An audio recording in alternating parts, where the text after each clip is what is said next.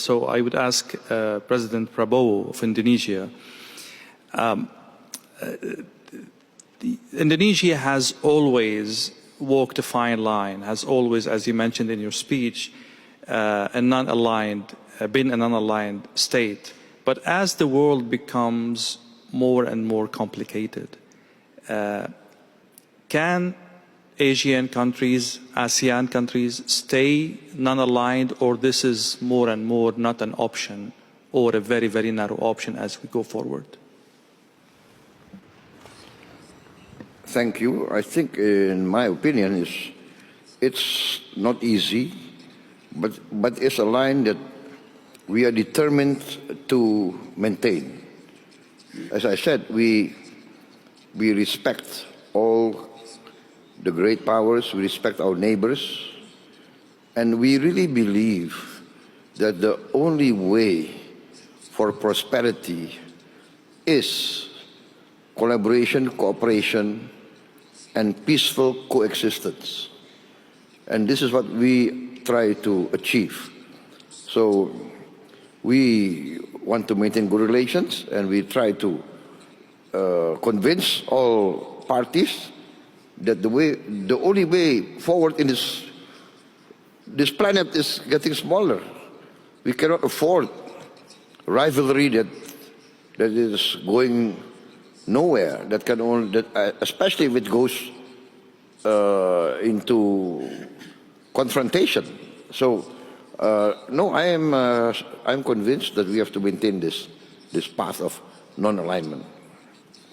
Mr. President, you were shaking your head when we were exchanging this question. What are your thoughts on, bringing adversaries to the table? Does it require, is defeat a prerequisite for dialogue, or we can, bypass this phase and go to dialogue? And there are so many crises in the world that cannot afford a victorious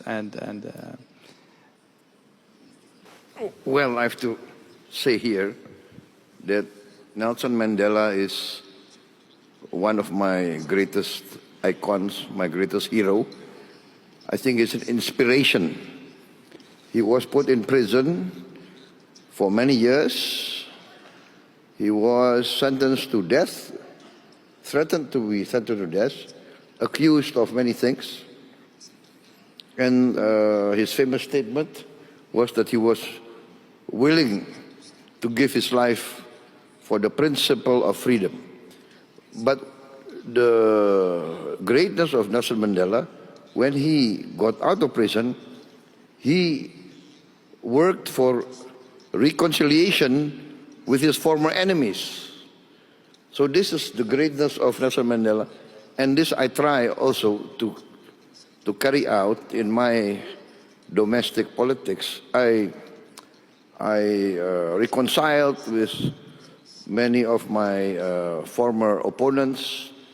For instance, we had a very long rebellion, separatist rebellion in Aceh, very long. I think more than nearly 30 years. But can you imagine that the former commander of the Aceh Liberation Army, fighting against us for 25 years more, now he joined my party. He's in my political party. And he's now governor of Aceh, and I'm president of Indonesia. This shows that former enemies can come together. And I think this is the lesson of Nelson Mandela. I want to say I was a former soldier. And as a former soldier, I really know the value of peace and reconciliation. As a former soldier, I always try, now, even before, I always try to negotiate.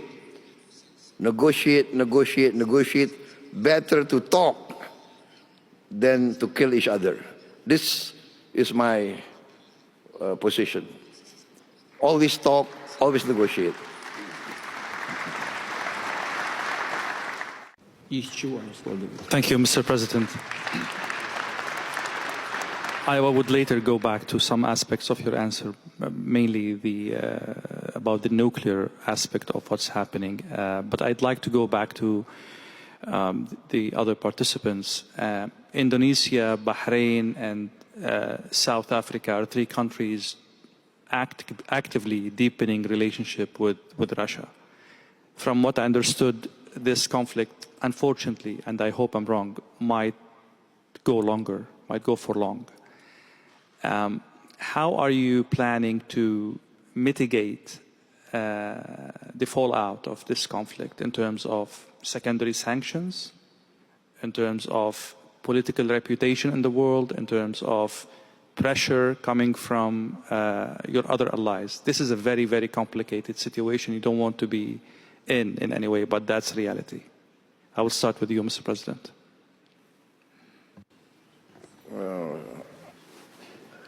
I really don't understand, actually, your question. What secondary sanctions? I'll make it simple. Yeah.